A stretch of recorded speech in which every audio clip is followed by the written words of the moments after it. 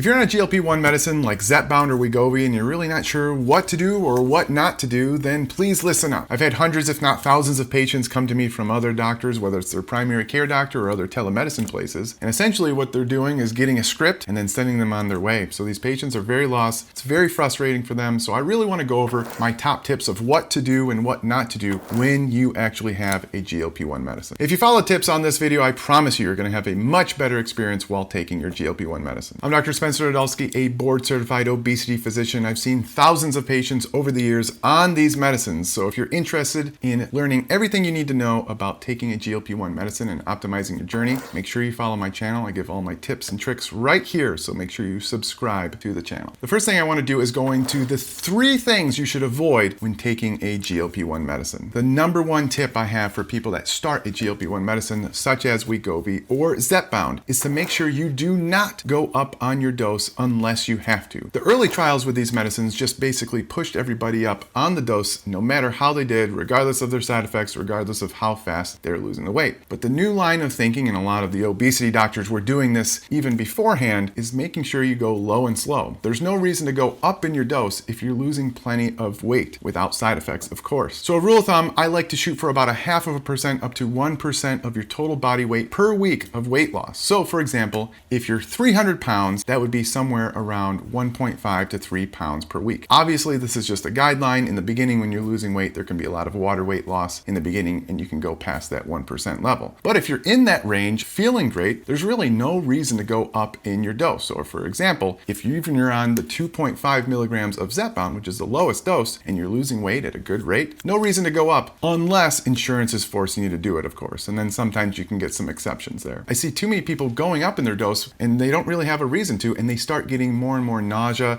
other side effects like reflux and constipation when they were already losing enough weight in the first place. They didn't have to go up and the side effects got worse. So if your doctor's trying to push you up and you're feeling good on that dose, make sure you push back and have a discussion with them. Point number 2 of what not to do. Now, everybody kind of knows this, but in general, we don't want to just eat less of what we were doing before unless you had an impeccable, really good, healthful diet. A lot of people, when they go on the medicine, finally have less food noise, fewer cravings, and more satiation and satiety between meals. So now they're able to eat the things they already knew they should be eating before they got on the medicine. For example, most people know they shouldn't be eating a full pizza when they're trying to lose weight. So a lot of people, though, when they go on the medicine, they go, well, maybe I could just have a few slices. Now, this is fine every once in a while, but with the medicine, eating high-fat foods can actually make the side effects worse, especially in the beginning. So ideally, we would be shifting your dietary pattern to a more healthful one, a lower fat version. Again, you don't have to eat lower fat forever. It's just that higher fat foods tend to make the side effects worse. So ideally going to more of a whole, unprocessed food, lower fat type of diet. So for example, eating more lean protein, more vegetables, and more high fiber types of foods instead of the higher fat, higher caloric diet. Again, most people intuitively know this, and when they go on the medicine, they feel like, oh yeah, now I can actually do that, whereas before the cravings and hunger were so high they couldn't do it. But I urge people, because some people will stress test the medicine, be like, oh, well, I'll just still eat the pizza or hamburgers, chips, wings, and that type of thing, and just eat a little bit less of it. Again, you can still do those things, and I don't want to demonize eating those foods because there are no technical bad foods. It's just that those foods higher in fat and calories can actually make you feel really terrible while on the medicine, especially in the beginning. For example, I just had somebody comment that they tried to stress test the medicine right in the beginning. They went out and ate a bunch of chicken wings. They said, quote, they ran right through them and they had a lot of side effects from eating a bunch of chicken wings. They can be quite high in fat. Again, I don't want to demonize them. You can eat chicken wings and those types of higher fat foods later on in the journey. Just especially in the beginning, try to avoid that. And number 3, and this might be the most important one, and where you see a lot of the side effects people are talking about out there and all those viral terrible posts that you're seeing online, it's when people completely nuke or eliminate their appetite. The goal is to normalize the appetite, not completely get rid of it. I see people trying to starve themselves by cranking their medicine up so much where they literally just don't want to eat all day. The goal is to normalize it. You still want to feed yourself, nourish yourself, and to lose weight at a rate to where you're actually going to be healthier in the long run. When you lose weight too quickly because you're starving yourself, that's where you start seeing gallbladder problems and some of the muscle loss that people are talking about. This is kind of related to number 1, where you don't want to go up on your dose to completely get rid of your appetite. Some people message in going, crank my dose up, Dr. Nadolsky. I don't want to have any appetite. I'm like, no, you still have to eat. You still have to feed your muscles and still have to fuel yourself, especially if we're trying to exercise. You're not going to have any energy if you're not eating at all. So definitely don't nuke or eliminate your appetite. Think about normalizing normalizing it. And now to move to a more positive note, here are the 3 things you should do instead of not do when you're taking a GLP-1 medicine to optimize your journey. Before we get into these 3 things, everything that I've said here,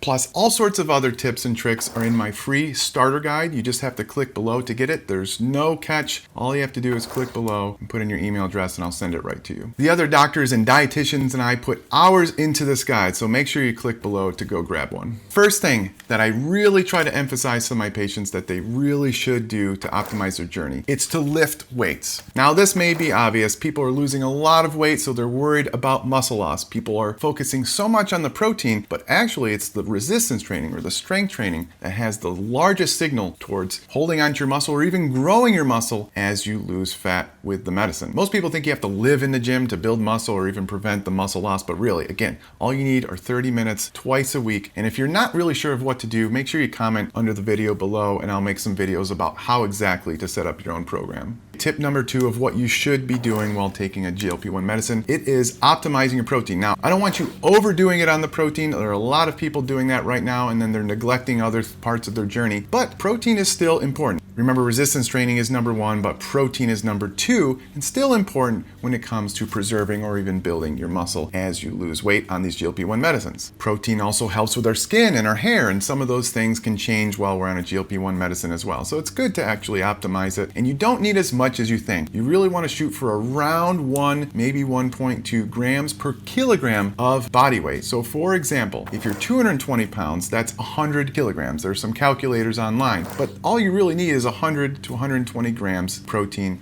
if you're about 220 pounds. A little bit more if you weigh more, a little bit less if you weigh less. Again, don't have to get a gram per pound of body weight, which is what all the bodybuilders are doing. Don't need around 1.6 grams. You don't have to eat like a bodybuilder and get a gram per pound of body weight. So if you're 300 pounds, you don't need 300 grams of protein. There's just no reason to do that. And the studies show that you can preserve just as well with a lower protein intake. But you definitely want to optimize it because it will nudge the needle into preserving a little bit more muscle. But again, the resistance training is number 1 and protein's a distant second. And the number 3 tip that I give, and this is probably more important than the protein, is to get enough fiber. So when you look at the side effects of GLP-1 medicines, it's nausea is number 1, and that spikes in the beginning of the trials and slowly goes away. So for a lot of my patients, they get a lot of nausea in the beginning. We try to titrate the medicine and only go up as needed and try to change their dietary pattern to a lower fat diet, and that helps with the nausea and generally goes away. But constipation though is constant through the trials, and we want to get ahead of it. So you want to make sure you're getting enough fluid and physical activity ideally, but fiber is extremely important. Not able to eat a lot on these medicines, you can kind of neglect it, and people are trying to push the protein right now so much. Again, that was my tip number 2, but I would say fiber is probably more important than the protein. So if you're going to over-index on any of these things, I would over-index on the fiber. I generally tell people to shoot for 30 to 40 grams a day. That can be really tough for people if they're not used to it. So if you're not able to get that, go for 20 to 30 grams a day. If you're not able to get that, try to shoot for 10 to 20. And sometimes we do have to supplement with fiber, with psyllium husk or metamucil or other types of fiber supplements. But ideally, we're getting it from whole foods, things like apples, berries, lentils, beans, oatmeal. Don't be afraid of carbohydrates. They're not going to make you store extra fat. They're going to help you with your metabolic health and keeping things running smoothly to have normal bowel movements. Thank you so much for listening and watching. I hope these tips have helped you out. If you want to do a deeper dive into how I exactly titrate the medicine, make sure you click on this video right here where I go really into depth of how I change someone's medicine while on the GLP-1s.